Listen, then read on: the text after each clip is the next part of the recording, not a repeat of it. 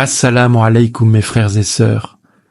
Que vous soyez des musulmans de longue date, des âmes fraîchement guidées vers la lumière de l'islam, ou simplement des esprits avides de connaissances, soyez les bienvenus. Dans cette vidéo, nous allons plonger ensemble dans les profondeurs d'un concept fondamental de notre foi, un concept si vital qu'il est l'âme même de l'islam, le tawhid, l'unicité d'Allah subhanahu wa ta'ala. On va se baser d'un livre connu appelé Kitab al-Tawhid.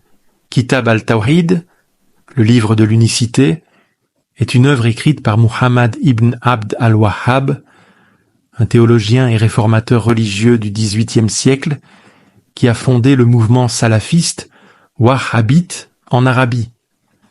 Né en 1703 dans la région qui est aujourd'hui l'Arabie saoudite, Ibn Abd al-Wahhab a été influencé par les écrits de Hanbali et d'autres savants médiévaux, mais il est surtout reconnu pour ses idées visant à retourner à ce qu'il considérait comme les pratiques pures et originales de l'islam.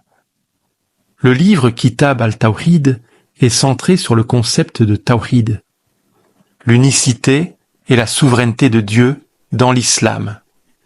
Ibn Abd al-Wahhab y met en avant l'importance de rejeter toutes les formes de shirk, association d'autres êtres ou objets avec Dieu, qu'il considère comme la plus grave des transgressions dans l'islam.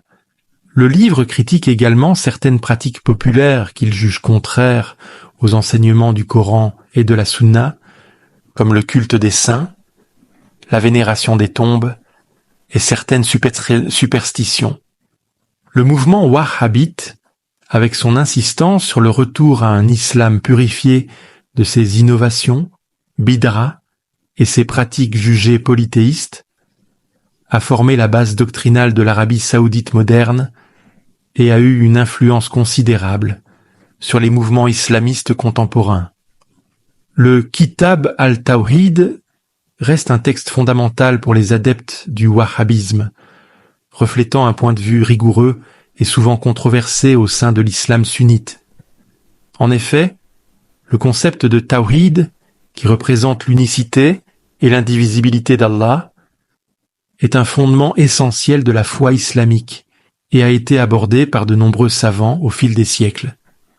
Cependant, le Kitab al-Tawhid de Muhammad ibn Abd al-Wahhab est particulièrement connu pour son approche stricte et sa grande influence sur le mouvement wahhabite. D'autres savants ont écrit sur le Tawhid et sont également reconnus pour leur contribution à la théologie islamique, comme par exemple Ibn Taymiyyah, un savant médiéval influent dont les écrits sur le Tawhid et d'autres sujets islamiques ont eu un impact profond, notamment sur Ibn Abd al-Wahhab lui-même. Al-Ghazali, bien qu'il soit plus connu pour ses travaux sur le soufisme et la philosophie, Imam al-Ghazali a aussi discuté du Tawhid dans le cadre de son exploration de la théologie islamique.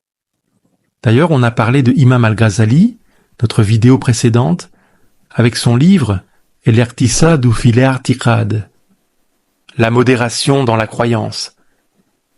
D'autres savants islamiques aussi ont parlé de Tawhid, ce qui fait de ce concept la base de la foi.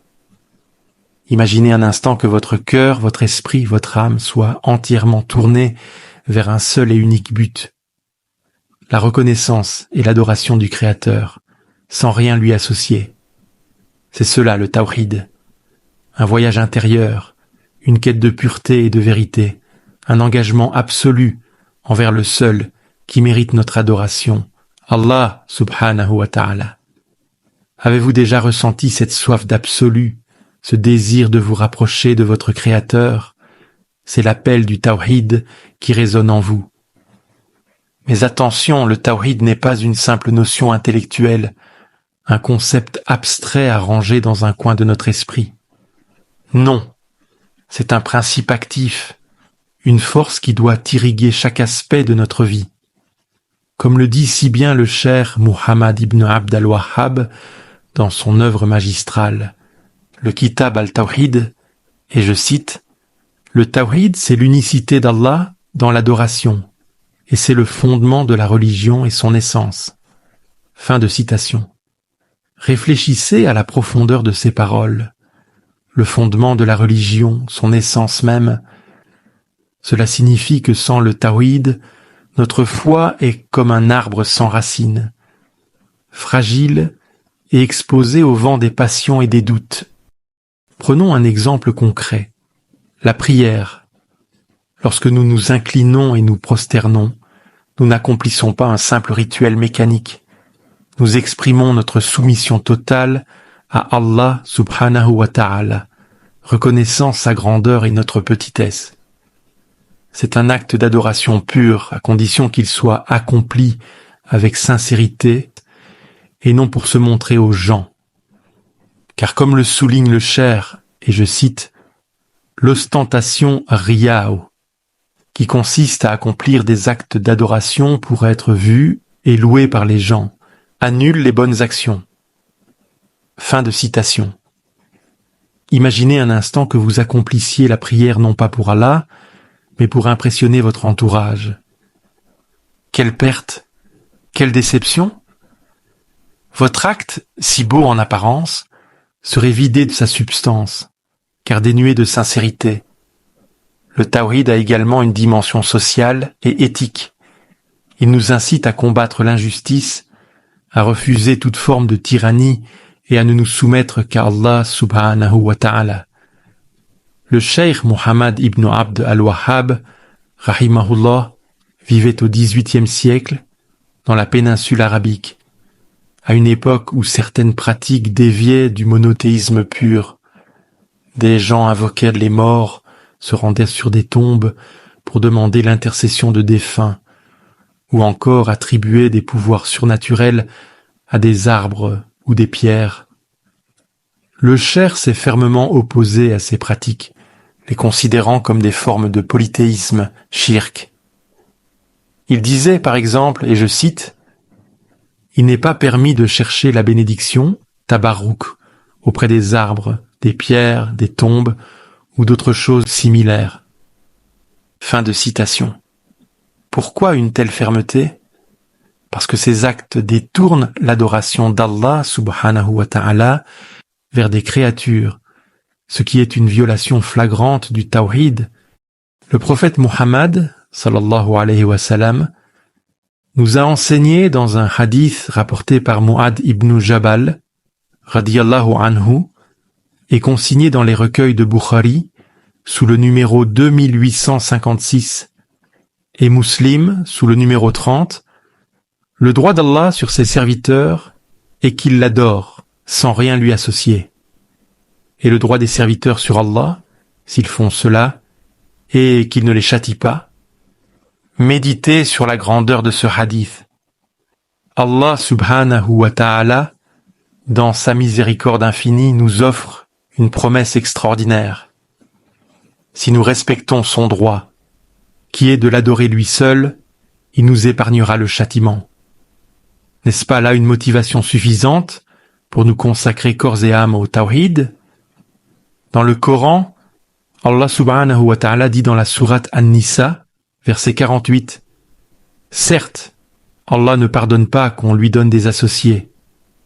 À part cela, il pardonne à qui il veut. » Ce verset est d'une importance capitale.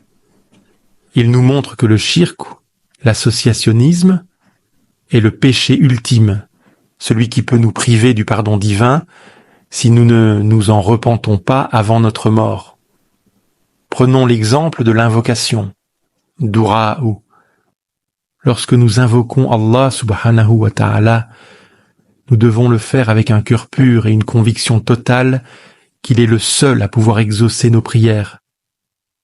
Le cheikh insiste sur ce point dans le Kitab al-Tawhid lorsqu'il dit, et je cite, « Invoquer les morts ou les absents pour obtenir un secours est une forme de polythéisme majeur. » Alors la question cruciale, celle qui brûle vos lèvres depuis le début, la question qui est au cœur même du Kitab al-Tawhid, quelle est donc cette unicité d'Allah, ce Tawhid dont nous parlons tant?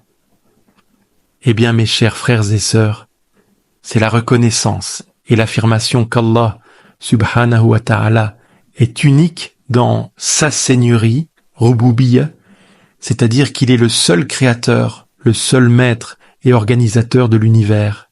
C'est aussi l'affirmation qu'il est unique dans son droit à être adoré, Uluhiyya, c'est-à-dire que lui seul mérite notre adoration, notre soumission et notre amour absolu. Et enfin, c'est la reconnaissance qu'il est unique dans ses noms et attributs, Asma wa Sifa, c'est-à-dire qu'il possède des noms et des attributs parfaits, sans équivalent dans la création.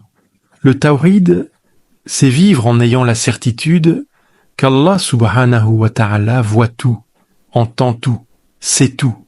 C'est se tourner vers lui dans les moments de joie, comme dans les moments de peine, dans la richesse, comme dans la pauvreté, dans la santé comme dans la maladie. C'est se rappeler, comme le dit le cheikh, et je cite pour conclure, « Le tawhid est la plus grande cause de la sécurité et du bonheur dans cette vie et dans l'au-delà. » Fin de citation. Wallahu a'lamu. Que la paix, la miséricorde et les bénédictions d'Allah soient sur vous.